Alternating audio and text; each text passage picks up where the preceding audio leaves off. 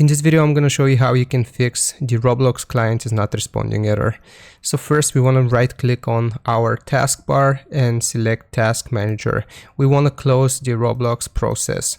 So right here we have it, Roblox game client. It should look like this, should have the Roblox icon. Basically just left click on it and then select End Task.